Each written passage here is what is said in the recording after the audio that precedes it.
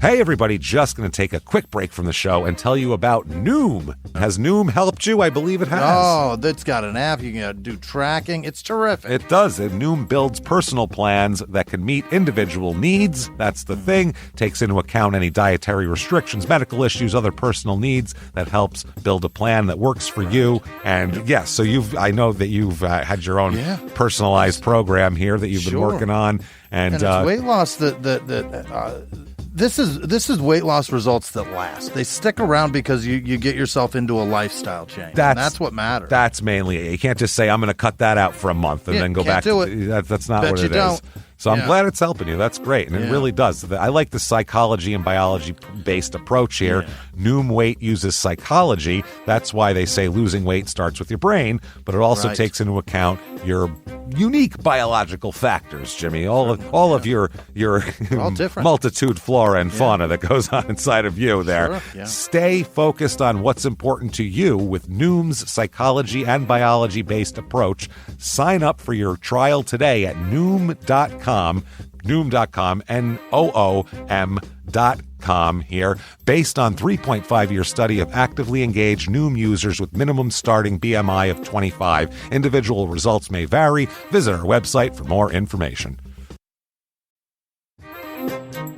Hey everybody, just going to take a quick break from the show to tell you a little bit more about Rocket Money. It's the start of a new year. It's the perfect time to get organized, set your goals, prioritize what matters most. And for me, top priority is getting myself together here. Financial wellness, doing that, which that feels important, just feels like adult stuff that you have to do. And thanks to Rocket Money, my goals feel achievable now. They show me all my subscriptions in one place, help me easily cancel ones I forgot that I've been paying for, which happened to me, absolutely happened to me. For years, I was paying for something. I was like, what is going on here? Rocket Money found it and saved me lots of money since then, because it's been a while. So they did a great job here. Rocket Money is a personal finance app that helps find and cancel your unwanted subscriptions, monitors your spending, and helps lower your bills so you can grow your savings. Rocket Money has over 5 million users and has saved a total of $500 million in canceled subscriptions, saving members up to $740 a year when using all the app's premium features. Cancel your unwanted subscriptions and reach your financial goals faster with Rocket Money. Go to rocketmoney.com/smalltownmurder today. That's rocketmoney.com/smalltownmurder. rocketmoney.com/smalltownmurder. Now back to the show. In the depths of an Atlanta forest, a clash between activists and authorities ends in tragedy. I'm Matthew Scher, and on my new podcast, We Came to the Forest, we expose the hidden truths behind a shootout that left one activist dead and countless lives forever changed. Binge all episodes of We Came to the Forest ad-free on Wondery Plus.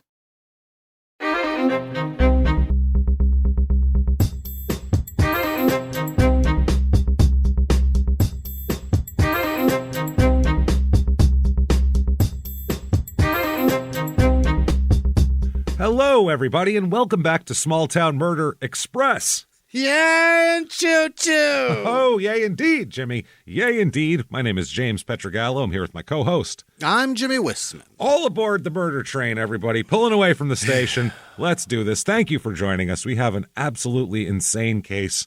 Just a real scumbag today, obviously, as usual. Never stops. Sometimes it's less scummy than others, but today we got a real scumbag. And obviously, Small Town Murder Express, 10 pounds of murder in a 2-pound bag, so you're getting a lot here. Before we start, definitely head over to shutupandgivememurder.com. Get your tickets for live shows.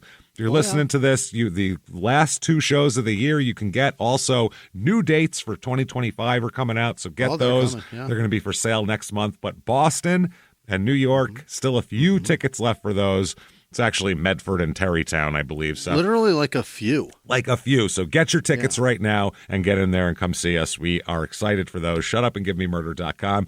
Also, listen to our other 2 shows, Crime in Sports, which you don't have to like sports to enjoy. It's just stories of people screwing up when they don't have to. So, I mean, who doesn't like that? Who doesn't like a fall from grace? You know what I mean?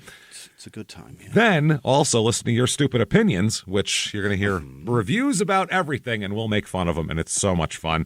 And then, if that's not enough for you, get Patreon. Patreon.com/CrimeInSports is where you get all the bonus material. Anybody $5 a month or above, you're going to get everything. I'm talking hundreds of bonus episodes you've never heard before immediately upon subscription, and new ones every other week. One crime in sports, one small town murder. And how much of that do they get, Jimmy? Oh, you get it all. You get it all. That's right. This week, what we have for you for crime in sports, a real gross one. It is the United Kingdom soccer sex scandal. And it is pretty gross stuff. It's kind of equivalent to our gymnastics, basically. It's pretty disgusting. Then, for small-town murder, if all of these words don't trigger you, I don't know what will. The cult baby murder trial we're going to talk about. More than that, we're going to talk about these people's philosophy and their whole polygamist deal, and they drink their own urine every day and use weird, completely, discredited medical devices from the 30s, and they swear by. It's crazy stuff. We'll talk all about that and more. Patreon.com/CrimeInSports.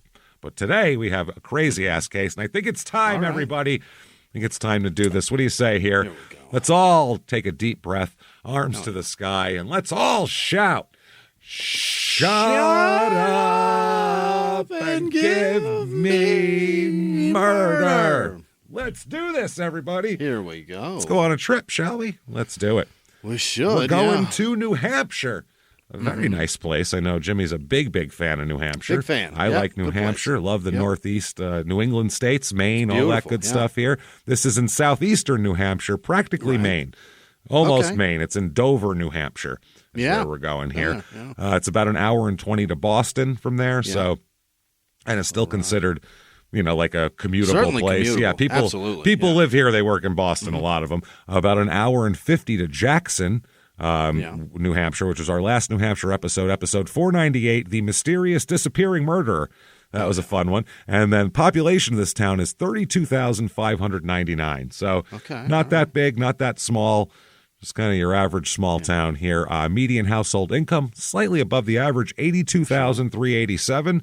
And I think you're going to get that from your Boston work there, probably. Going to drive it up a bit. It's $69,000 is regular. That's average. Median home price here, $416,800.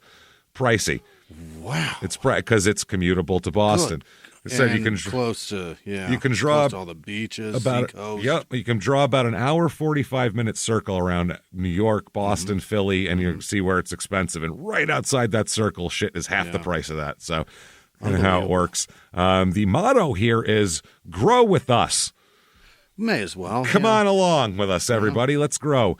History. Your waistline, because the food is terrific. Oh, it's good. Tons of seafood up there. This is this is oyster central and clams and all that good stuff. I love it. History of this town. It was a mill town for years and years and years. Everybody worked at the mills, like a lot of northeastern cities. They made textiles up here. There was the Dover Cotton Factory, which started in 1815. And that's fascinating. They would get cotton from somewhere else, right? Yeah, from down south. Cotton there. Yeah, it would come up from down south, and they'd make it and ship it out from there, and then ship it out to Europe from there because you're by the ports. That's why they did it up here, because it was in the ports. Because Baltimore had a lot of that. All the port cities did that shit. Sure. It was renamed in 1827 the Cocheco Manufacturing Company because the other one wasn't so successful. The next year, it was the site of the first women's strike in the United States. They said, "We're not fucking anybody." No, they didn't do that. Not taking no, they did the strike of the mill girls. It was called December 30th, 1828, where about half of the 800 women employed at the mill walked out over lower wages and longer hours that the new owners had implemented. Tired of this shit. Don't know how that worked out, but I'm not sure. Dover became incorporated in 1855. Huge national producer of textiles, and it was going real well until the Depression happened. And then it didn't go so well, and the textile mills started all moving down south for cheaper production costs and everything like that. Cheaper a lot of things. Eventually went out of business. Little fun fact here, Dover, New Hampshire is the birthplace of the Teenage Mutant Ninja Turtles, if you know. What? The Teenage Mutant Ninja Turtle backstory. Is that right? Absolutely. Reviews of this town, here we go. 5 stars. I love Dover because it's a quaint New England town with Victorian-style homes and great pizza.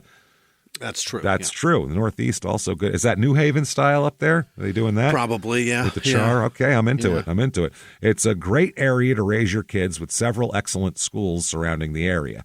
Dover is fantastic for exploring outside as there are several great fishing and canoeing sites. Yeah. Portsmouth is only 15 minutes away if you're craving more city life. Really? Is it the big city of Portsmouth?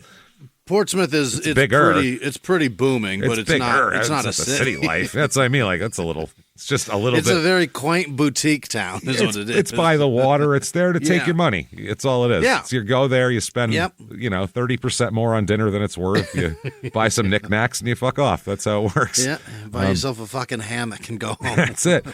I've lived in Dover for most of my life, and it's truly a one-of-a-kind town with a charm of its own. Here's 4 stars. It's where I was raised. I try to escape it, but I always come back home. The people here aren't nice, but deep down, you know they love you. It's got a hold on me. They hate. This is a description Outwardly, of they treat me like shit, but that's because they love me. They just described an abusive relationship. I've been with this person a long time. I try to escape, but I always come back. This person is not nice to me, but deep down, I know they love me. That's exactly what you'd say. No, get out of that relationship. That's terrible. Yeah. That's called a cycle. That's terrible. Yeah, this is what they have going on with a town. That's fucking wild. Here is 3 stars. This is very short. They need to stop building brand new houses where people don't want them. Well, where do you? This person clearly wants them somewhere else. Yeah, I don't know where I don't want them. Take away people. That's when they ask you if you want to know what someone thinks about something. Don't ask them what do you think, because then they might hedge. You ask what do you think people think about this, and then they'll tell you what they think. That's what that is. People don't want these houses. Who's people? People want them other places. Me and my wife don't want those houses there. That's it. And then finally, 1 star. This is pretty honest. Absolutely a hellhole is the first line. Okay. All right. That's setting it off. It's the drugs, isn't it? Setting it off. The state is beautiful. The people are not. Yeah. Yeah. They will scowl at you, or they will scorn at you and scowl. What does that mean? I don't know. They'll scorn and scowl at you. I didn't know you could do that. They're not afraid to treat you badly for being a, quote, outsider. Even the police here will treat you bad. When you call them out on their behavior, they will gaslight you. What does that even mean? What has happened? What are you talking about? Tell us exactly when you got pulled over, what the fucking problem was. Tell us the situation. This is like a vague Facebook post here. This is ridiculous. The worst city I've ever lived. This is like the Twilight Zone. Run! With 3 exclamation points. Okay. I don't believe that person. I think they're exaggerating. The truth is somewhere in the middle, I believe, there. Things to do, the Cochecho, or however the fuck you say it, Arts Festival. The festival began in the summer of 1987. They said that the Chamber of Commerce had accepted the challenge of matching an anonymous donation to produce a summer concert series. And the summer-long festival showcases regionally recognized acts as well as top seacoast entertainers. In other words, fucking cover songs. And when they play originals, you go to the porta potty. That's what's going on here. Covers played by people you don't know. You've never heard of. It's free to attend and open to the public also. That's always where the best bands play, where it's free to see them.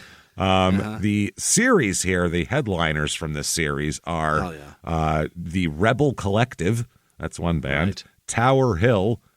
Nope. Toby McAllister and the Sierra Sounds.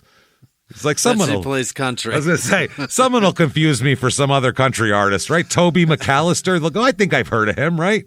Those are familiar Sierra names. Sounds, I've heard of them. Yeah, Sierra, that sounds like the Sierra Nevadas. That's a Western. Dusty.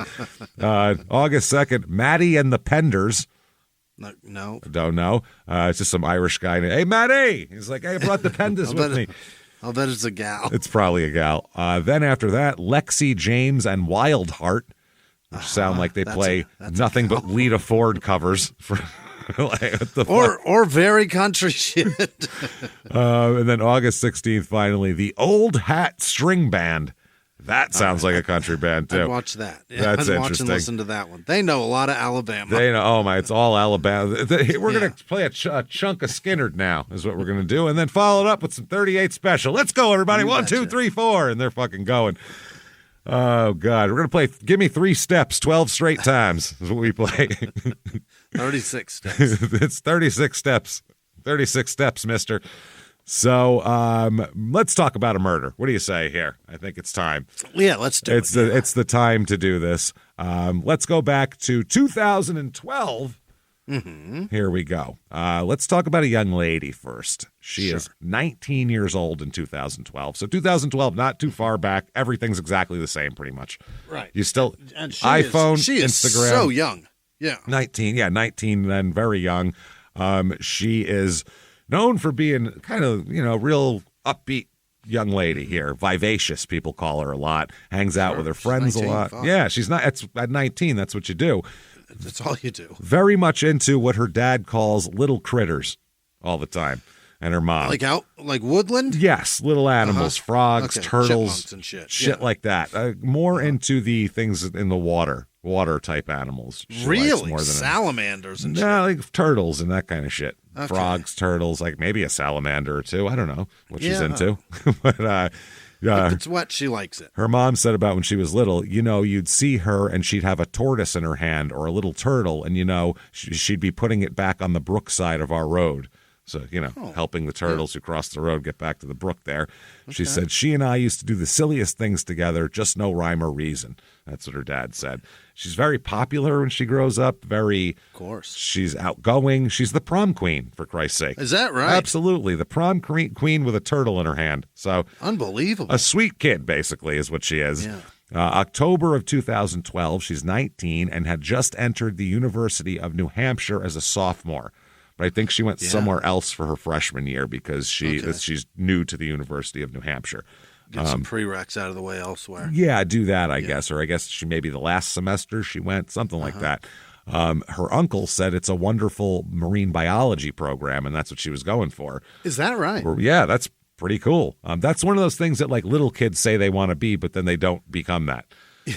You know what I mean? But she actually was going to do that. Yeah, it's romantic, the idea of it. And then you grow up and you go, well, that's not very practical. I got to live on land. That's going to be tough. I don't really want to live on a boat. But yeah, if you ask a 9-year-old girl, what do you want to do? Half of them say marine biologist or a vet or nurse. Yeah. Vets too. Animals. They want to. Yeah, when you're a little kid, you want to work with animals. Then you grow up and you're like, that sounds awesome to me. Too many animals. So she said that's where she really wanted to go. Her uncle said too. Her father said she always loved critters. And how a 9th grade trip and a week-long marine biology camp really got her into it even more. Is and made that her right? Focused, and she kept her focus all through high school and then wanted to do that. They said her dad said this led to Lizzie to UNH, University of New Hampshire. She wanted to go there so bad, and she was so very happy when she started classes here. Right. So while she's doing that, she's living with her aunt and uncle who live close to the university. Her mom and dad live in Massachusetts. So it's a longer drive. So her uncle and aunt live within a half hour of the university. Nice. So, nice driving range there. The uncle said one of my favorite things was when she'd come back, she'd scream, "I'm home," and it really made us feel comfortable that she really felt like our home was also her home. Oh, look at that. That's nice. Nice family. Nice girl. Isn't it nice when just like a little phrase like that makes the fucking world different? That is nice. Because most people are shitty and they'd be like, oh, fuck. Yeah. We got this. Yeah. She's home. Great. You know what I mean? That would be the most reactions, including mine probably. You know what I mean? Fuck. She's Fuck. back. Jesus Christ. This person who who didn't come from our loins is home. Yeah. Perfect. We didn't make this person. Yeah. I didn't do this shit. She made it back. By accident or on purpose. I didn't make this person. Yeah. So October 9th, it's a Tuesday, 2012. It's just over a month into her first semester here as a sophomore, and she planned to attend a Tuesday night lab class that would end at 9 p.m. So that was her plan. She was going to go from her aunt and uncle's over to the class and do that. At 8:55 p.m., she sent a text message to a friend of hers saying she was going to visit a new friend, a coworker at a department store near campus. She got a job at Target, by the way. Yeah. So she said that she was going to a friend's house, and she told her aunt and uncle she'd be home no later than 12 or 12:30. Okay. And her uncle said, and that's the last thing we heard from her. Well, that's a late night. Be home at 12:30. Then Wednesday morning, she's still not home. Oh, no. So the uncle said it kind of made me nervous, but at the same time, she's 19 years old. She's a college student. She's going to hang out with friends. Who knows if she fell asleep. Yeah. She had a couple of beers and didn't want to drive and fell asleep. I mean, that would be responsible, actually, and you'd be okay with that. And he said, too, I said, well, teenage girl, she probably stayed late, and, can I just crash at your house? And that's probably what happened. It's fine. It's a long ride home. So they wait all of Wednesday, but they don't hear from Lizzie. They don't hear from her. She doesn't come home, nothing. So then Thursday morning, her aunt said, look outside, still no car. What the fuck? So now it's 2 nights, and that's not right. She said, oh, my God, Lizzie's not here. And then it was like sheer panic. The uncle said, now we knew something was really wrong. So, at that point, they get a call from Lizzie's dad. Yeah. He says, hey, it's Bob. Have you heard from Lizzie? And they said, no, we were just about to call you because we haven't heard from Lizzie. And he said, what's going on? And they were like, holy shit, we got to figure this out. And the uncle said, that's when your heart goes in your throat. And the dad, Bob Marriott, said, what do you do when your child's missing? I didn't have a checklist that told me what to do. It's not like it's at the mall. You know what I mean? Right. If you lose your kid at the mall you'd go to the security office first, then you look around. There's no what do you do here? It's still sheer panic when Absolutely. you can't find the one thing that you're... Yeah. This is worse. Yeah. That's what I mean. In the mall, at least it's unless somebody kidnapped the kid, they're probably within the building still. You know what I mean? There's plenty of entertaining shit for them to do here. So, and lots to be distracted by. Exactly. So probably, but I mean, when it's a 19-year-old and they're out there, she could be anywhere on Earth at this point. She has a car, could be anywhere. 2 days worth of head start. Who knows? 48 hours head start is a long time. Yeah, and it's not like Lizzie's not a runaway type, or she has no pressures that she's trying to get away from. Mm-hmm. She's a happy kid, so they don't understand it. They called the police immediately to report her missing. And the dad said, we worked the phones for, 2 hours maybe. And finally, I just couldn't take it anymore and jumped in the car and drove. He said, it's like, let's call the FBI. Let's call the state police. I'm driving and she's calling the cell phone to call. And she's using the cell phone to call anyone we can think of. Anybody. Have you heard from Lizzie? Have you heard from Lizzie? And then they realized they didn't know because they're trying to trace it back. When's the last time you heard from her? And they said, well, she said she was going to visit a new friend. And they said, do you know who that is? And nobody knew who that was. Wow. So that is really hard. So then they ask around a little bit, though, and talk to her friends, and they find out who she was supposed to be hanging out with that night, and that was another 19-year-old girl named Kat McDonough. So that was who she was supposed to be hanging out that night. A mutual friend of theirs who worked at Target with them, a guy named Nate McNeil, because both Kat, Lizzie, and Nate all worked at Target. Right. So he knows both of them, and he said, I knew Lizzie and Kat had met. I didn't know if they were anything more than work acquaintances at the time. He said, I knew they had met and whatever, maybe stocked some shelves together or something. But he said, Lizzie was always happy and she always found the best in everyone. She had such an aura about her. People wanted to talk to her. So it was normal for her to make new friends, too. This totally normal for her to be like, going to hang out with new people tonight. I'm going to a party. Wow. That was just, she was very social and everybody liked her. So then, before they can really locate Kat and figure out what's going on and talk to her, they find something they don't like. They find Lizzie's car. Oh, and where's it at? It's a 2001 Mazda Tribute, which I don't even remember that fucking model. That's how long that lasted, I'm sure. It's a Mazda very Tribute? small. I believe that's the small SUV that's like a Ford Escape. I think so. Mazda Tribute, huh? I'm looking this up right now. I got to see what the hell a 2000. This has nothing to do with the story. I got it coming up right now. I got to find out though. Mazda 2000. Yeah, it's the small SUV. What a piece of shit, huh? Yeah. Couldn't have it's like a long. Ford Escape. It's not a great car, but but they made them all the way to 2011. It looks like. Wow, they were so successful. They've left such a stamp on society that I didn't remember it existed. Don't even remember commercials for them or anything. Nothing. Yeah, it was like a Honda Passport. It was a tiny little shit SUV. So that's where they find her car. It's on the University of New Hampshire campus. Is where they find it. Okay, so that's interesting. They're like, okay, did she not drive from here? Because she was here. It was the last time anybody knew where she was, definitely and for sure. Yeah. So they're like, did she get in a car with somebody else and leave? Did she meet people here? Who the hell knows? So they secure the car, for evidence. They say there's no threat at the campus. Everybody don't freak out, even though they don't know if she was disappeared from the campus parking lot or not. They have no clue. Yeah, but she was supposed to be with her friend that she met at Target. Yeah. But she left her car at campus. Doesn't make sense. So Kat McDonough, we got to find out about her a little bit. She is a former honor student who dropped out of high school in February of this year. Oh. So it was her senior year and she dropped out. So she went from honor student to dropout in like a year, basically. Wow. Junior year honor student, senior year dropout. What happened? Her parents were like, God damn it, what the fuck? I thought it was all going great. So much money we wasted. No shit. So Nate, the guy from Target, when he found out about Lizzie, he reached out to Kat because he knew they, at least were friends. And he said, at that point, I actually texted Kat because I knew that they had plans Tuesday night. And I asked, hey, did Lizzie ever come over to your house? No one seems to know where she is. And Kat texted back, no, I didn't see her. She never came over. So now we got a real mystery here. Right. And she didn't make it to Kat's, but she left her car at campus. And Nate believes Kat because she's just not a Target friend.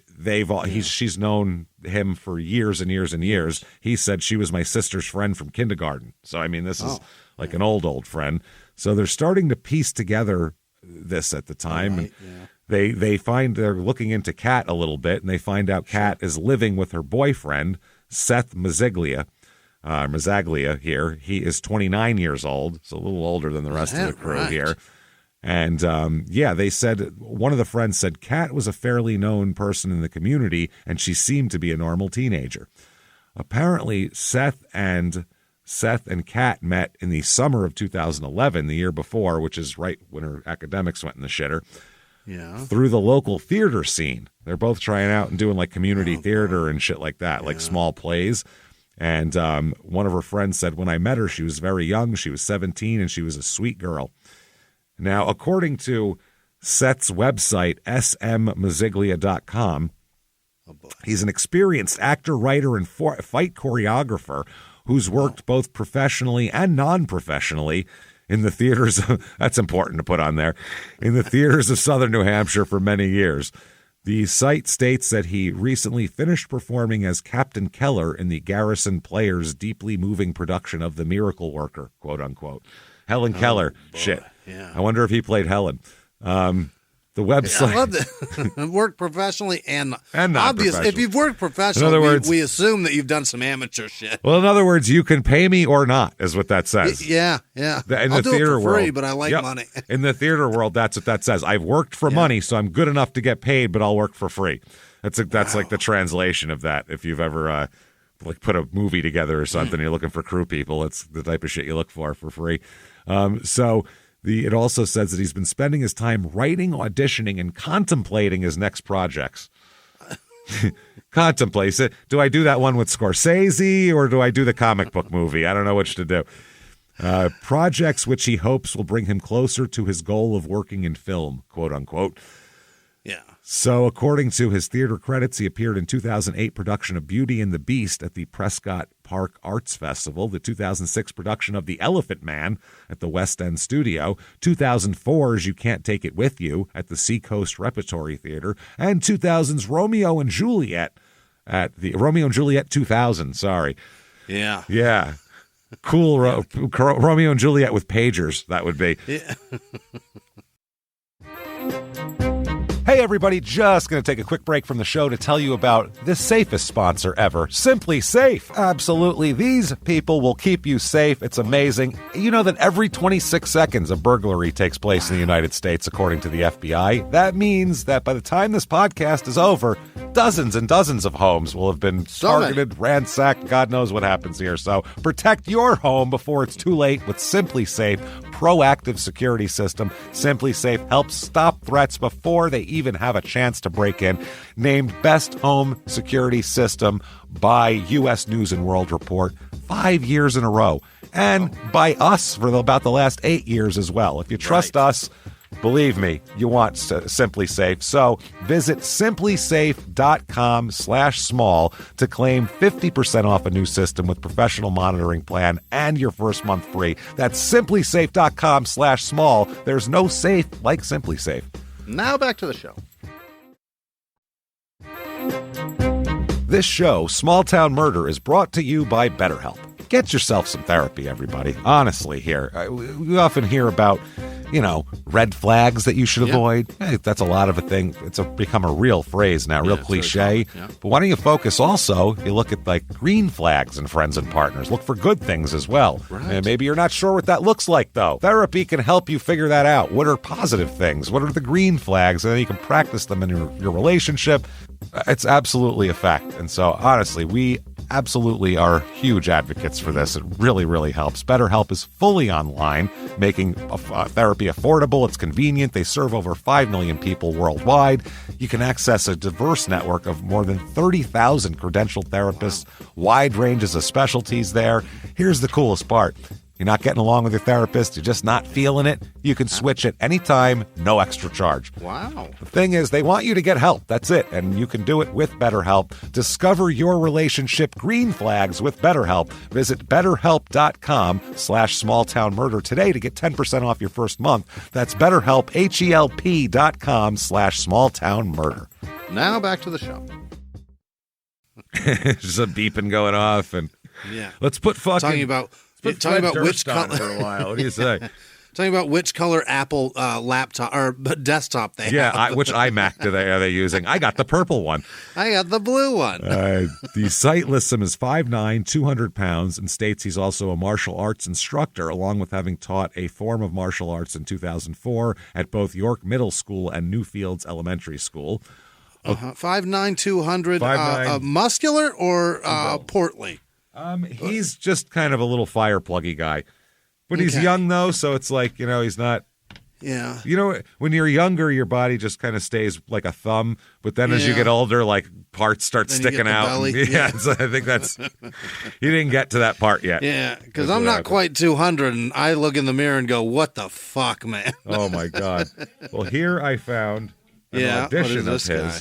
There's an audition of him auditioning for a play here. And I'm going to play just a... Oh, yeah, he is just very... he looks like fucking Francis from... a little short. Pee Wee Herman. He's a very average-looking guy. Yeah. Here he is. It's hard to hear, I get. Yeah, it's echoey. Yeah. Well, it's a... Yeah, it's in like a... Oh.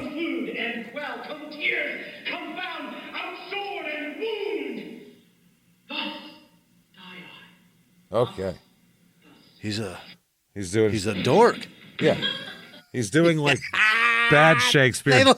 They laugh. He stabbed himself and then fell like a fucking stooge, like one of the Three Stooges fell. And the people watching laughed, which means like you didn't get the part. Well, maybe it's a comedy. We don't know. It better be. It better be, because otherwise you just got to laugh in your death scene, which isn't good. That's not great. You're not looking for laughs in the death scene. I don't think that's what Shakespeare was after. And then he dies, and then everyone cracks up. I'm a master of both comedy and drama. And then here's Cats. The dramedy master. Which Cats is crazy. Okay. Is he dressed? What is this? That's Cat McDonough. Oh. Holy. She forgets her shit. She forgets. Look at her. That's her forgetting. That's all right. Don't worry about it. She forgot. Yeah, settle down and catch up. Are you going to burst into song? Okay. Well, listen to her. Her singing is really irritating. All right. Here it comes.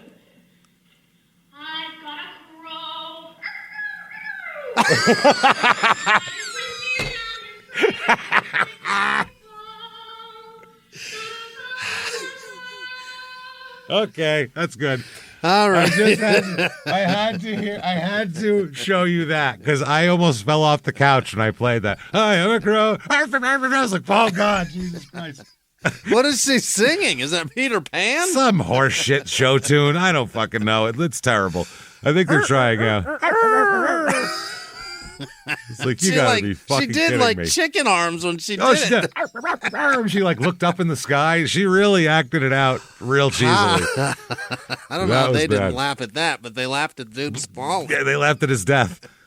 Holy shit. So according to his website also, he's a 2001 graduate of the Berwick Academy, 2006 graduate of University of New Hampshire, and the university confirms that he did graduate there in 2006. So he's not lying about that. Yeah. The one guy who directed Kat, offered Kat a part in a play he was directing in the fall of 2011, said, I saw a young girl who was very interested in partaking in the production, who was reliable and helpful. Which, in director language, means not that talented, but she'd work for free, show up on time, and like set shit up and do what I asked. Basically, she really wants to be involved. Yeah. She's attractive enough. She's a go-getter. She's just untalented. She's just, as we could hear from her, she's not real talented. So this director said that McDonough changed a lot after she started dating Seth. So she went from an honor student who was one way to a dropout who was another way. Yeah. They appeared together in the play Last Rites in July 2011, and that's kind of how they got together. And eventually they moved in together, and by the time of Lizzie's disappearance in October 2012, they were living together, sharing an apartment in Dover. Wow. Now, here's what they're into, by the way. And also, when she got together with Kat, she basically cut off all contact with her family, or when she got together with Seth. She cut off all contact with her family, dropped out of school. Is it meth? I'm going to be with this guy. It's got to be meth. It's not meth. It is fucking freaky sex that they are into together. Really? It is BDSM, fucking ropes and bondage and shit like that. Really? Yeah. Apparently, the one friend, it's the guy from Target. She couldn't get enough getting choked and fucked her grades off for it? Grades off and her family and everybody else. That's how much she enjoys being tied up and fucked. So, wow.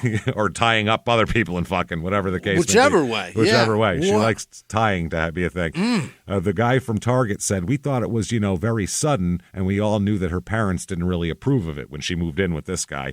Right. Seth was working at a local electronics store and was a trained EMT, but not working as one.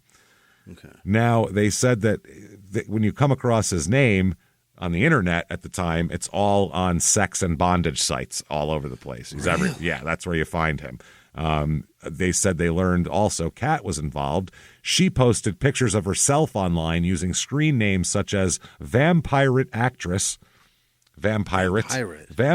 Actress, and Miss Scarlet. Okay.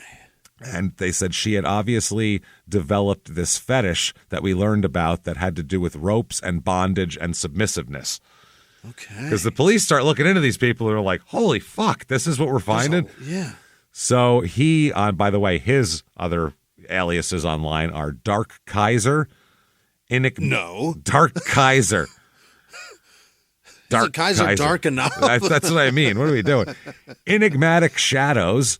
That's a name, which sounds like a really pretentious fucking high school band. We're Enigmatic Shadows. And then they play fucking emo. And Rogue Temptress, even though he's a guy. Temptress. Okay. All right. They also found some text messages here between Kat and Seth about, this gives you a good insight into their life, okay? This is her to him. Kat to Seth. To my love, I want you to attack me. I need to be dominated. I have clothing you can tear off me, even cut off me.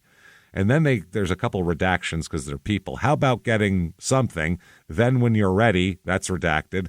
Then it gets to go, and then that's redacted. Okay. Then she says, I'm aroused and I want to be hit and thrown down. I really want to be tied up, tight. I will be your submissive. Oh, and I know you get jealous when I call Cyrus certain names during our fun. He goes by Cyrus sometimes also, Seth.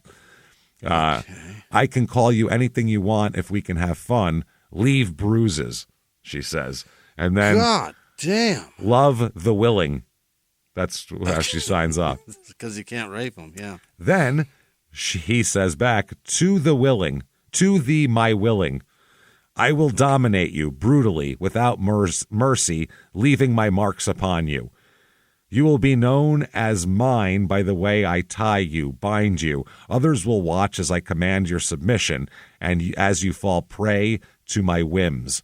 I am your lord. You, my lady, are my toy.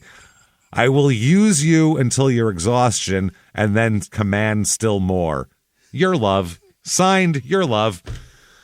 And that's hot?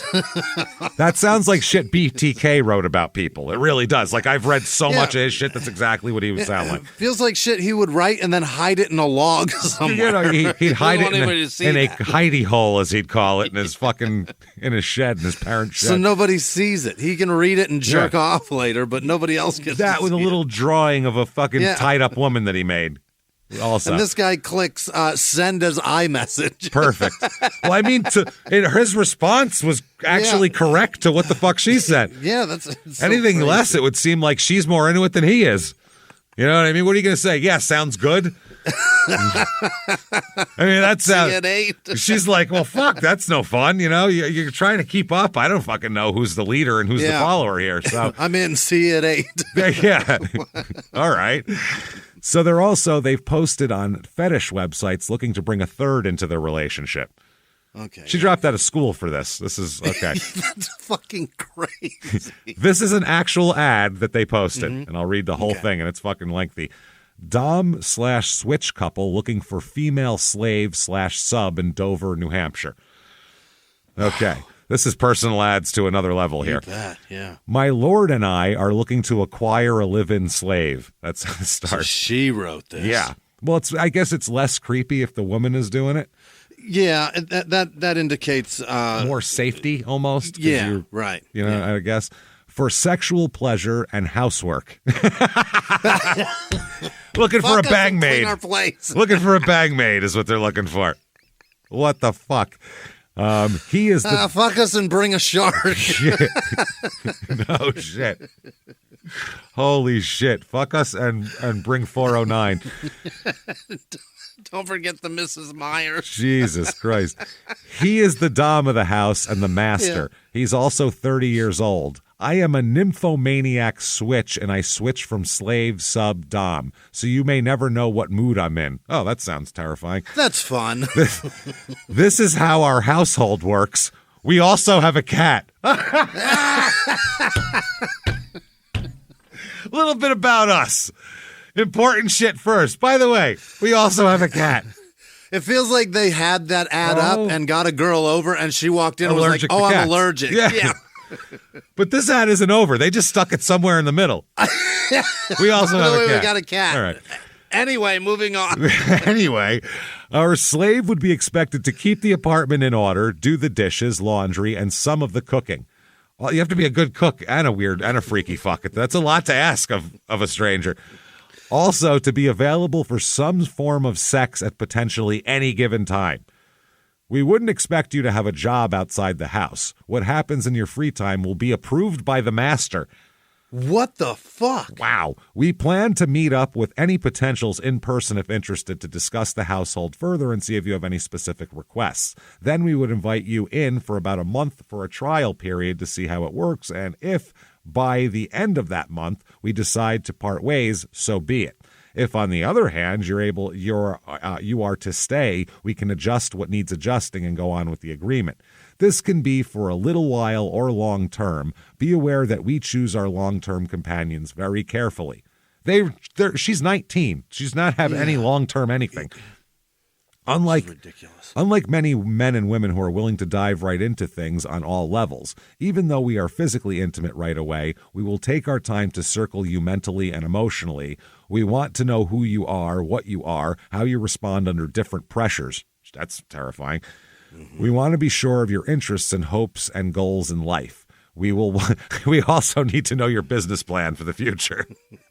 Where do you see it? Exactly. It's a weird interview question for this particular thing. We will want to know you and be sure of you beyond a doubt in our minds. If you're interested at all, please contact us, as we'd love to chat and discuss the possibilities. Also, bring cat toys. That doesn't say it, but it should. Yeah. Bring catnip. Here is another text message from Seth's phone to Kat's phone on August 25th, 2012. So about a month and a half before this all happens. Yeah. And it says this, quote, "The second price is this. You choose a friend. Any of yours will do, and you offer her to me. That I may do," and then with asterisks around it, "anything I wish with her while you watch and assist in any way I might command you to do so. Ideally, this friend watches your punishment and helps, but I'll settle for someone who I interact with directly while you watch. In other words, I'll fuck her and you watch, but otherwise. Yeah, obviously. I think it would be fitting if the first thing you saw me do when you got back is to pleasure one of your friends until they died of something. You can fill the blank because it's redacted. I don't know. He wrote that or Kat wrote that? He wrote this to her. Okay, yeah. And only then turned my brutal attention to you. Jesus. Now, the cops don't find Lizzie on any of these websites. She doesn't have profiles, so she wouldn't have answered them on there or anything like that. So they're like, she knows her from Target, which is way different than fetish websites. That's fucked up. Yeah. So, but 3 days after she disappeared, though, everybody's convinced that Seth and Kat have something to do with this shit. Yeah. So police bring him in for questioning. At the same time, put him in different rooms, obviously, and they talk to him. And Kat here. There is a friend of hers named Roberta Gherkin, who they also chat with because they find a text to her on Kat's phone. So they get some information first, and then they go in. They say she said she got a strange call from Kat around 10:49 p.m. the evening in question. Right. She said something was going on. They wanted my assistance, and they wanted me to come over there. So her and her boyfriend, Paul Hickok, arrived, like Wild Bill, at Seth and Kat's apartment a little after 11. This Roberta Gherkin says, as I'm walking in there, there's a body on the floor. There's a body on the floor right next to the bed. So Hickok, the boyfriend, said that all he kept repeating, meaning Seth, all he kept repeating was, quote, he's gone too far this time. He's gone too far, he told the court later. So he said Seth was sitting there on the bed, basically where her head was, and Kat was against the kitchen cabinets almost in a fetal position. That's what they walked into. You're like, all right, good to see you guys. See you later. There's a body. I got to go. Drop the six-pack off on the counter. Oh, there you go. It's for you guys. Yeah. Enjoy. They described this is, they said that, she's, I guess they were talking about Seth sitting right there saying, I went too far, or his cat's rocking back and forth in the fetal position in the kitchen. Yeah. Not wanting to get involved, the two that came over, they just fucking left and didn't call 911 or anything. They said, you should call an ambulance, and left. No part of this. I mean, Vegas I card see what dealer. they're doing, but that's call 911. Yeah. Someone went too far. This isn't going to be on me. I'm not going to prison for this. I just got here. Far. I went too far by coming over here. I'm standing here with a fucking Sixer Ultra right now. Like, this is bullshit. I want to go home. I want to go home. So the police, when they talked to Kat, she says at first Lizzie never showed up. Never showed up. And then about 2 hours into the interview, she just stopped talking. She just wouldn't give anything anymore. She just sat there. And so they finally said that you're free to go. And she said, no, I'm going to wait for Seth to be done. Okay. Problem is, Seth is in there for 11 hours. Oh, he's talking. Well, at first he says that Lizzie never made it to their place, and he'd gone out for a run, but he twisted his ankle, so he was slow getting back to the house. She never came back. Yeah, I've seen you, sir. You're not running. You're not running anywhere. 5'9", 200. 5'9", 200. Yeah. Where were you? Where were you running? Fucking McDonald's? Where were you running? Fucking Wendy's? Where were you running off? Was the Hot Pocket done in the microwave? Why were you running? And also, Kat had told police that she went that night. She has an alibi. She said, I went to a nearby cemetery trying to take pictures of ghosts with my digital camera. Okay. I was ghost hunting. He's going for a jog at night. You know how people do. Yeah, they had a busy night. It's the same day, though. They keep talking to Seth, and he's talking about bondage and sadomasochism and all that kind of shit. And his name is SM, too? SM, yeah. Absolutely. Whoa. So he said that he then talks about Kat and another couple maybe harming Lizzie. Now he's putting it on them. He said that when I arrived home with my sore ankle, Lizzie was at the house. I lied. She was there, but I didn't know what happened. But when I got there, she had a ligature mark around her neck. And he said that some other guy must have done something really terrible, and then he wouldn't say anything more about it. So they keep just fucked up. Yeah. They keep pecking away at him, and eventually he goes, "Okay, fine. There was sex and something went wrong. That's what happened." Okay. He says that neither of us tried to revive Lizzie or summon help. They said, well, when it went, he said basically they were in the middle of sex, and we'll give more details, and she had a seizure when they were doing something, when they were doing some bondage thing. She had a seizure, and then she just stopped breathing. He said, so they said, so did you try to help her? Give her CPR or something like that? And he said, no, we put a plastic grocery bag over her head and tied it around her neck. Which is what you do when someone has a seizure at your house. You just go, well, that's it for that. And you fucking tie them up. I'd heard about this foam, and I didn't want it to get it all over my apartment. Tie it up like they're a fucking bag of cat litter scoopings. Like, what's going on? Tied her head like my dog just shit on the sidewalk. Why would you do that? Unbelievable. Unfucking believable. So Seth, said, yeah, all this type of shit. They said, was Cat involved? Where's the body? That's another thing. Yeah. Where'd you put the body? Seth said, after Lizzie died, he panicked and brought the body to Pierce Island, which is where the river meets the Atlantic Ocean. He said my God. He and Kat used Lizzie's 2001 Mazda to take her to Pierce Island in Portsmouth, where they threw her and her cell phone into the river. God damn it. Her torso remained above the water, he said, though, for a while. Then he said he made Kat go into the water? In to push her off, to get her off the rocks, and she'll describe that. And then he made a joke to them about Davy Jones's locker. Then he's making Pirates of the Caribbean references. What are you fucking doing, dude? Oh my God. This is a cold motherfucker. Cold as ice. Sick and cold. He said then they drove He's so cold he doesn't even realize he's cold. No. This is all normal to him. He's just been acting like a psycho for so long, he doesn't know how to be normal anymore. Then they drove her car to the University of New Hampshire, left it in a student lot, discarded her belongings in trash bins, and that was that. Does he know that he just gave them everything they needed? He's in a lot of trouble. That is fucked up. By the way, she goes on a little more, that Gherkin lady. Yeah. Roberta Gherkin. She said that when she got there, she actually also did take the bag off of Lizzie's face. She used a box cutter to cut the bag, and she said that her face was totally blue when she did that. You mean dead? Dead. You dummy. Yeah. And then she also said, I also heard Kat and Seth, something else I didn't tell you at first. Kat and Seth, I heard them talking about, quote, dumping the body, which is also a dead giveaway. So they look in a dumpster behind Seth and Kat's apartment, and they find men's underwear, a pair of black gloves, and Lizzie's sweatshirt in there. Oh, God. Evidence. They start searching everywhere. No trace of Lizzie, though. They can't find her anywhere. Obviously, her body is not to be found right now. They told the parents, and the dad says they brought us into the station, and we went off into a separate room and were given the news that Lizzie was dead. You're kind of numb after you hear those words.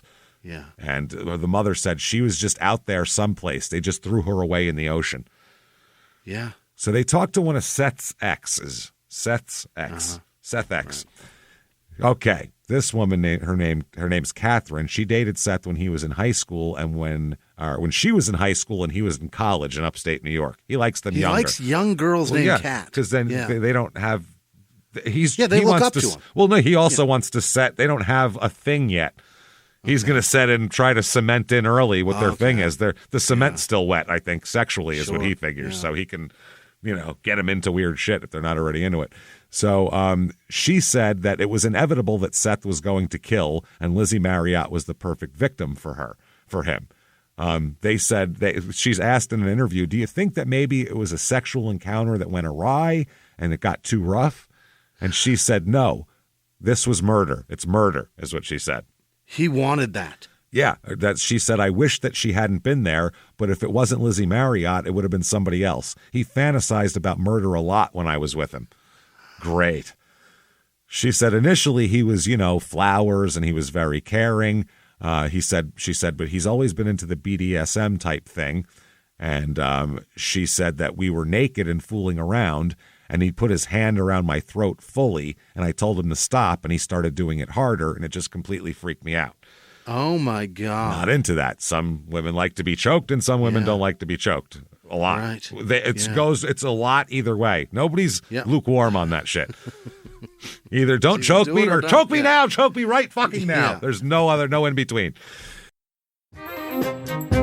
Hey everybody, just going to take a quick break from the show to tell you a little bit more about our stylish friends at Quince. That's right, let's go elevate your styles, people. Yeah. Get it going, look good out there, and you can do it now without breaking your wallet, without breaking the bank, because at Quince, you can get high-end, versatile pieces at prices we can all actually afford, which is very nice.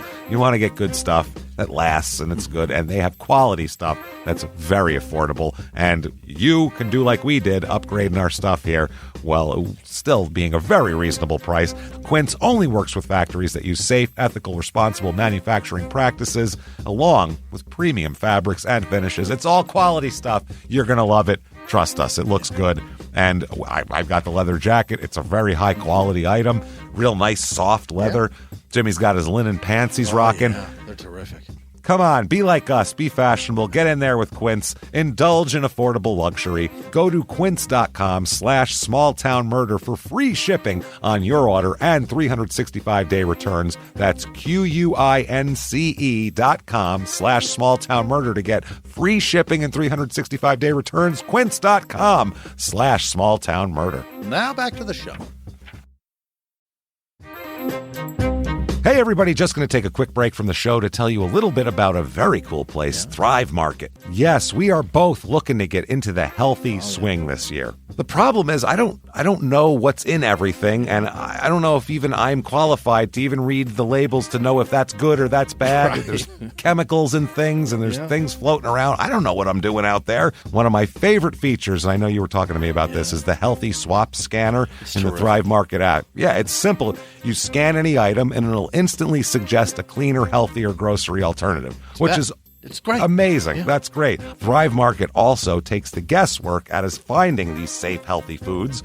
For example, like I'm trying to get my protein intake up for energy. I'm always moving around. I need stuff, and I love that you can filter their site by the high protein options. Nice. It's very cool, and you can personalize this portion, and you can put filters on it, and get ready. You should be ready for a junk-free start to 2025. Get ready for it and head to thrivemarket.com/smalltownmurder and get 30% off your first order plus a free $60 gift. That's THRIVE market.com/smalltownmurder, thrivemarket.com/smalltownmurder. Now back to the show. Experience furniture shopping the way it's meant to be at Mathis Home, your ultimate furniture superstore. From sofas to dining sets, from modern to classic styles, they have everything you're searching for.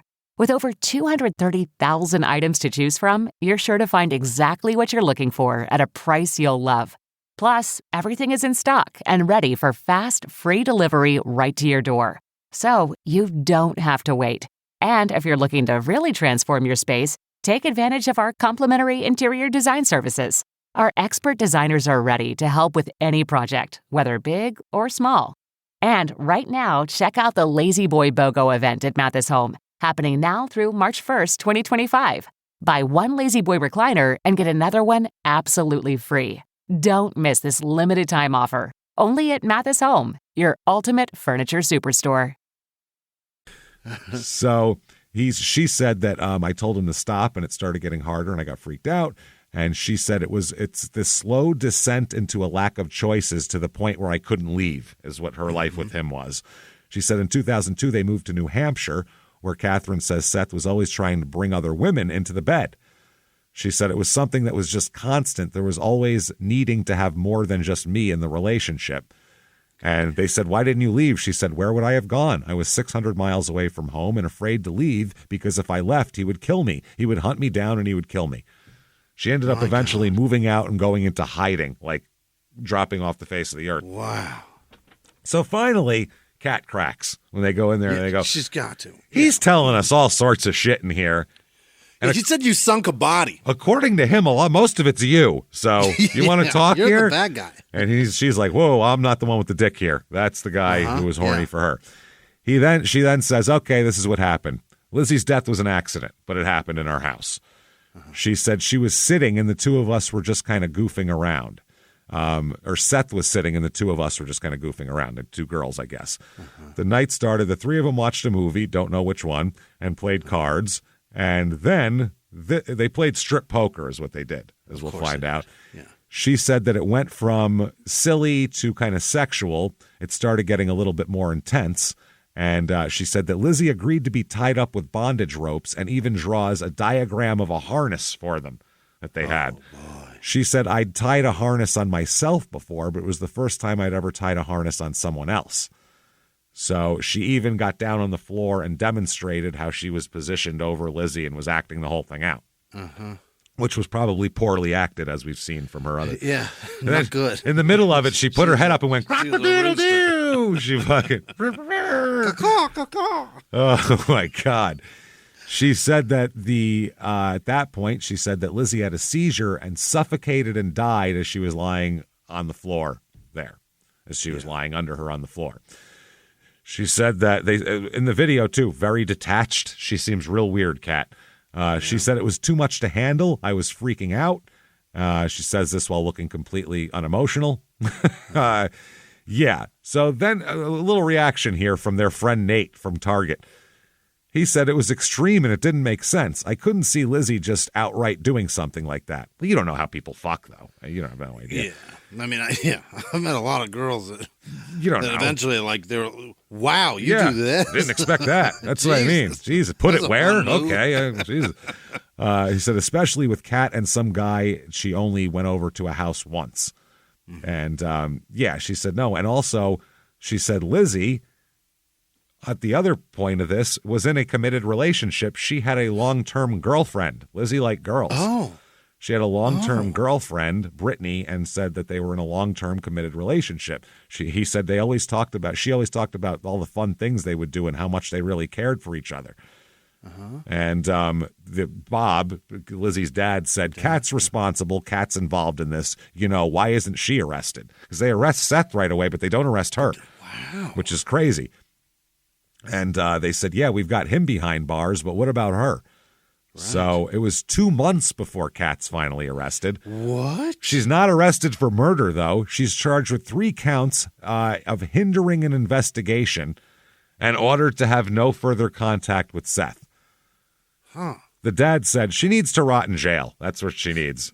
Yes, she facilitated this. Yep, but they need Kat's testimony, apparently, and she's got a lot more to say. So they offer her a deal. Instead of a possible 21-year sentence she'd be getting for those 3 things, when really it could be life because she's in the room and you could definitely charge her with murder.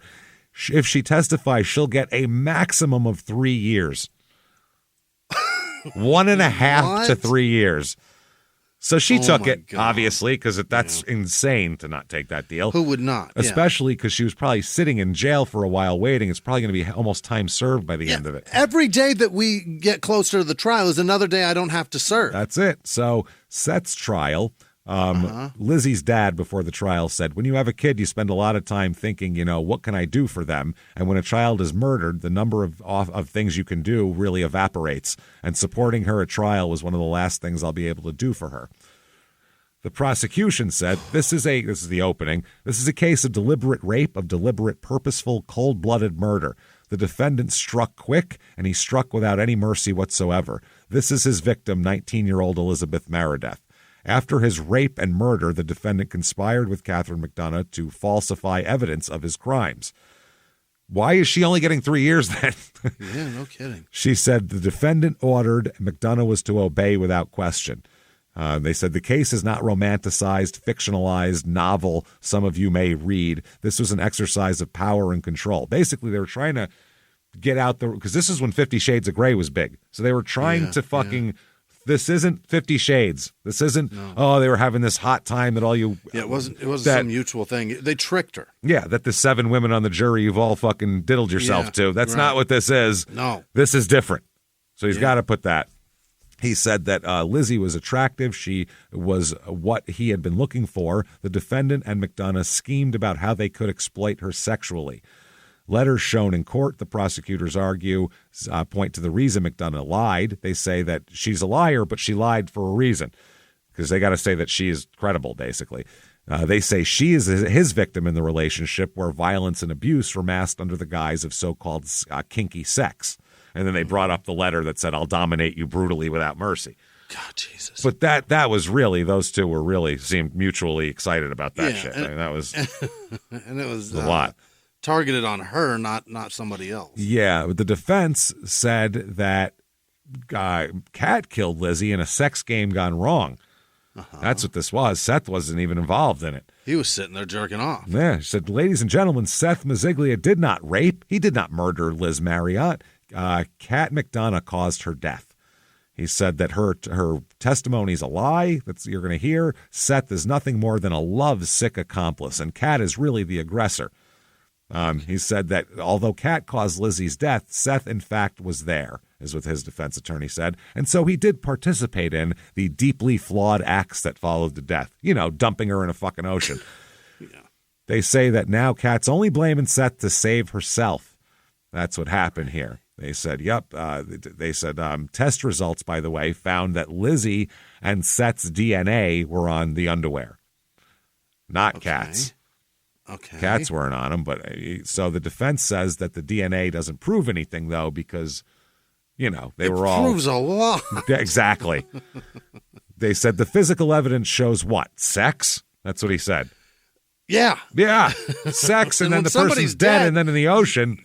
You have to assume it was against her will. A squared, B squared, C squared. Yeah. That's rape and murder, my friend. That's rape and fucking murder here. So Kat testifies. This is the whole case, is Kat, basically. The prosecutor said, how often would the defendant be dominant and you be a slave or submissive? She said, all the time. Daily? Okay. Yes, she says. Prosecutors are talking about, you know, this is what he does. He dominates, he controls. They said, regardless of whether you'd be the defendant's slave or submissive, who always had the final say on matters? She said, he did.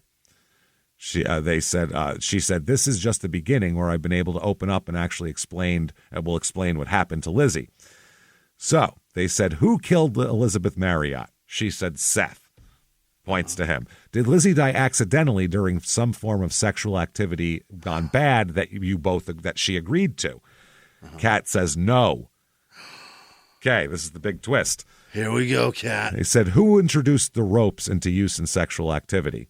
And she said, he was the one who brought the ropes in. They said, did he and you engage in domination, master, submissive? She says, yes. Then they read a bunch of text messages where, you know, they're promising this and commands for her to find him a girl and all that kind of shit. It's time I punished you. A text message reading. There was a bunch of details, and at the end it said, it's time I punished you, you filthy little whore, was what he texted her. Oh, boy.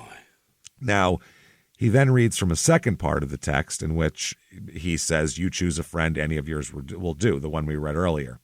And, So then they said, Miss McDonough, did your efforts to locate another sexual partner for the defendant intensify when you received that text message? And she said, yes.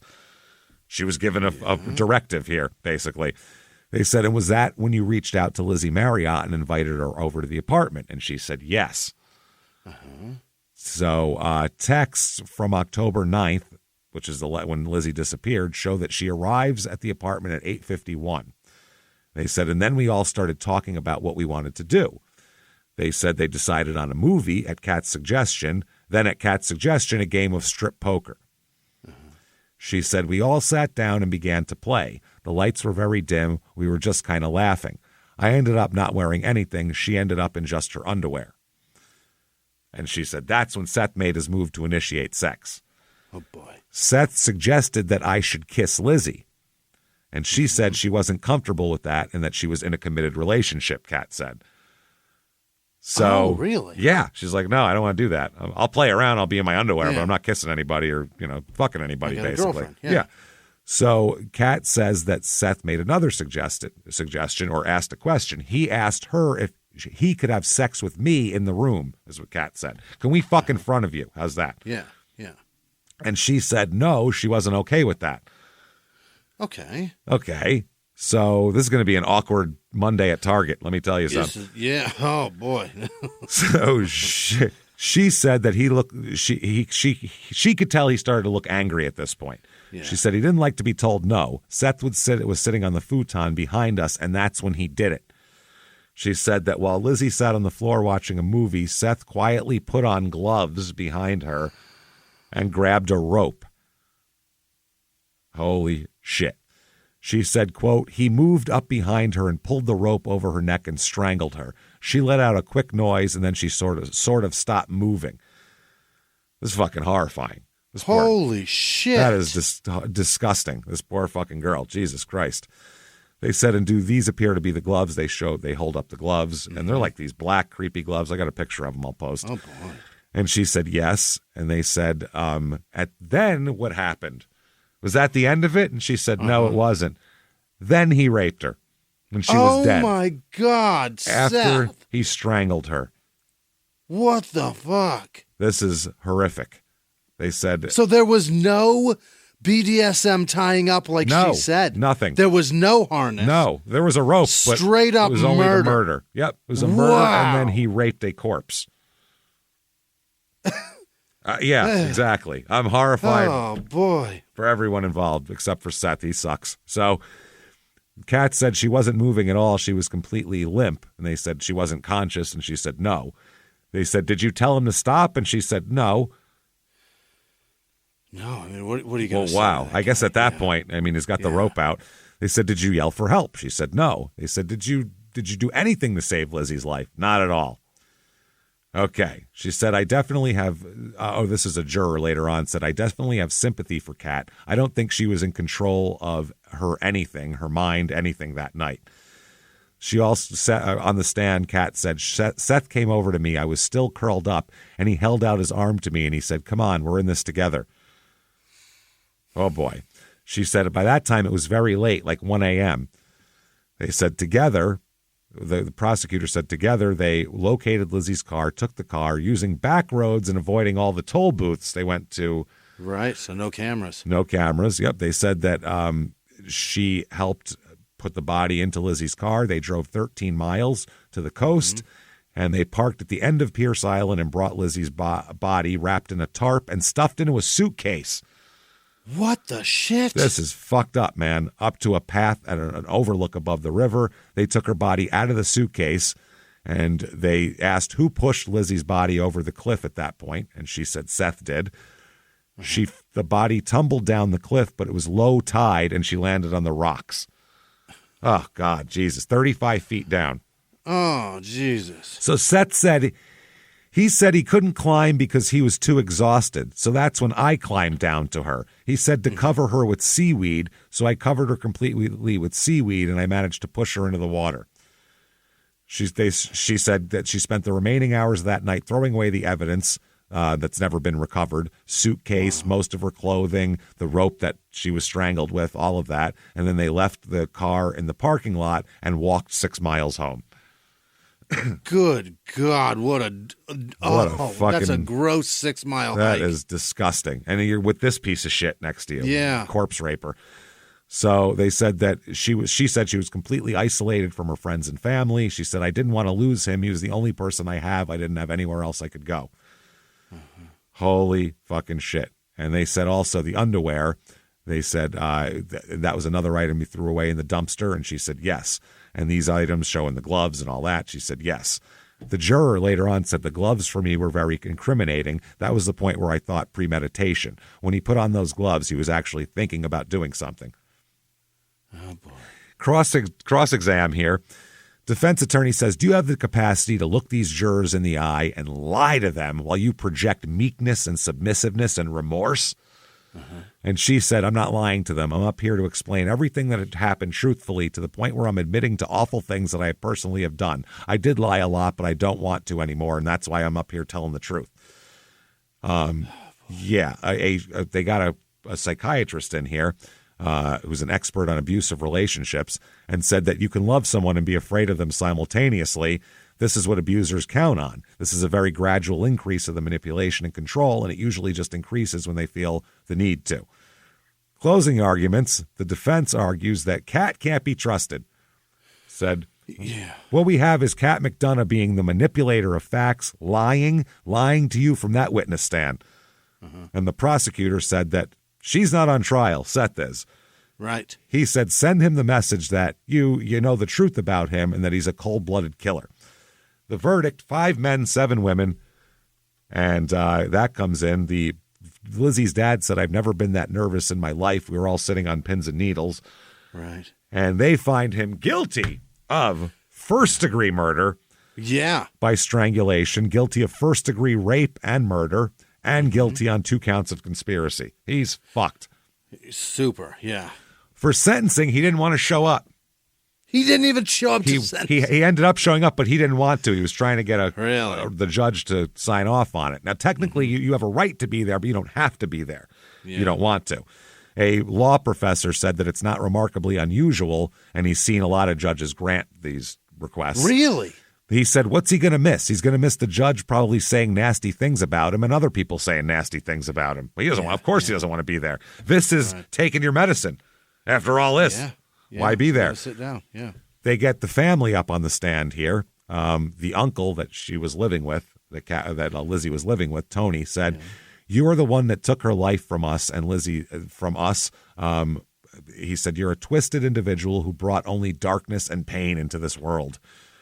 Wow. Her dad said, it's so hard to envision that level of evilness and disregard for humanity. Lizzie's gone. I still find that hard to comprehend. You murdered her over 1.5 years ago, and every day I wonder what she would have been doing.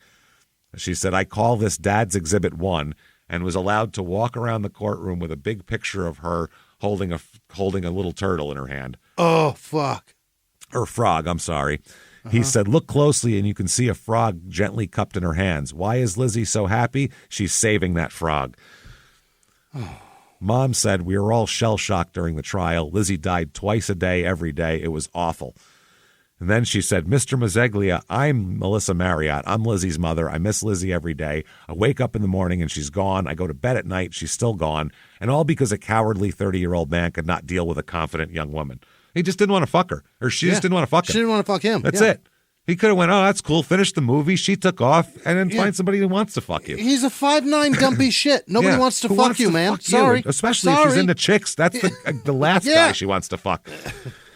So Seth has a chance to speak, and he does. What's he say?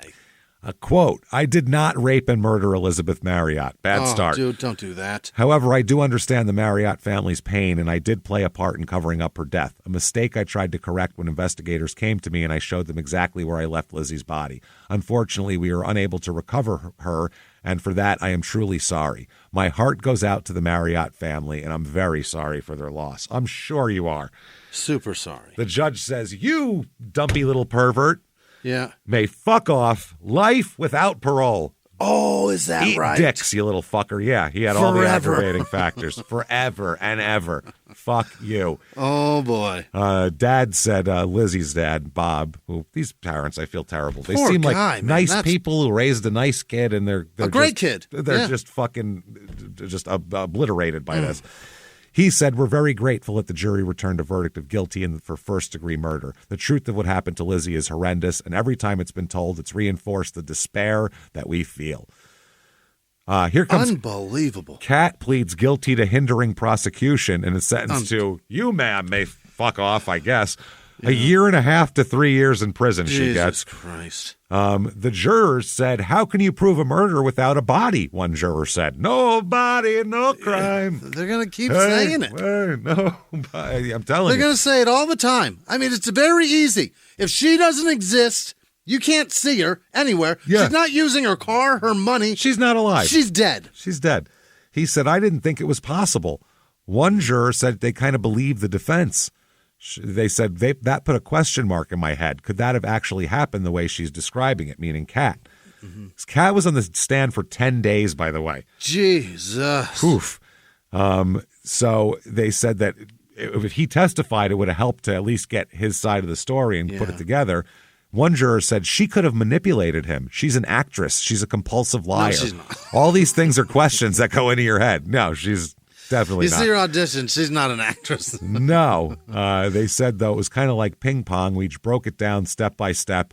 They said, one juror said, I think that Kat's way more culpable than her sentence. Like, we thought she should have got more. Yeah. Said, I think she should have gotten a longer sentence. I mean, we can't forget that she helped dispose of a fucking body, obviously. So anyway, they have rememberinglizzie.org, by the way, LIZZI.org. They set up a scholarship in her memory. It's called the Lizzie Marriott Intrepid Ocean Explorer Fund.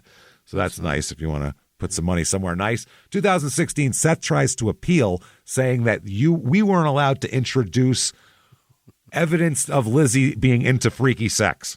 Oh, Okay. And that she wanted to be there and all this type of shit. They said, you're not bringing her sex life into this because it's fucking irrelevant. Someone there said you fucking strangled her when she said no, then raped the corpse. Just because she likes other shit is completely irrelevant. Yeah, she wasn't alive when sex was done. Yep. And so that was that. That was the state Supreme Court said, not happening, motherfuckers. So they said, you're not going to now run this girl through the mud because you feel like it. So demonstrate her memory. Jesus. There you go. He's rotting in fucking jail, luckily. Wow. And she's out. Oh, Kat's probably out there. Back in jail by now, right? I don't know. She's a shitbag. She's definitely having freaky sex, I'll tell you that much, because she's into that shit. So there you go, everybody. If you like the show, please leave a nice review for us. Give us 5 stars. Say something nice on whatever app you're listening on. It really helps a ton. ShutUpAndGiveMeMurder.com is the website. Get all your tickets for live shows. All the 2025 dates are going to be announced in December. Tickets will go on sale before Christmas, so get in there. Right. Terrytown and Boston, you guys are last 2 shows of this year. Few tickets left. Get in there if you want to see the show. ShutUpAndGiveMeMurder.com. Patreon.com/Crime in Sports. Bonus material, $5 or above a month. You get everything. Hundreds of back episodes. New ones every other week. This week for Crime in Sports, what you get, we're going to talk about a crazy United Kingdom English soccer sex scandal. It's gross. Then for Small Town Murder, cult baby murder time. We're going to talk about a wild polygamist sort of sect with 5 people, and they drink their own pee. It's insane. Yikes. We'll talk all about that. That is patreon.com/crime and sports. Follow on social media at Small Town Murder on Instagram, Small Town Pod on Facebook. You want to follow us? ShutUpAndGiveMeMurder.com. Drop down menu. Hit that. Keep doing it. And keep coming back. And until next week, everybody, it's been our pleasure. Bye.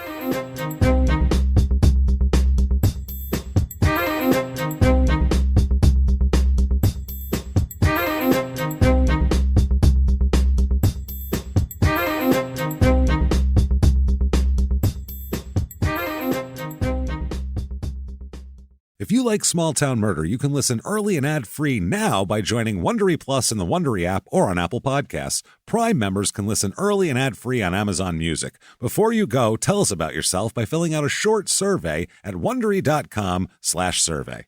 In the 1980s, a rosé swept the country. Hey, Mike, I really like this White Zinfandel. Well, good. Now put it down. We're going to try another one. White Zin became America's top-selling wine. But most don't know that this sweet drink has a sour history.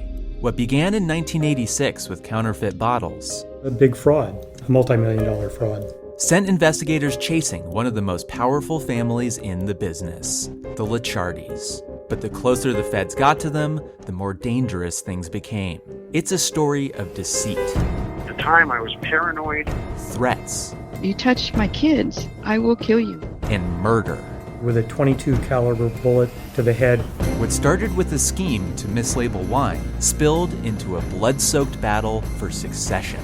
Welcome to Bloodvines. You can binge listen to Bloodvines exclusively and ad-free on Wondery Plus. Join Wondery Plus in the Wondery app, Apple Podcasts, or Spotify.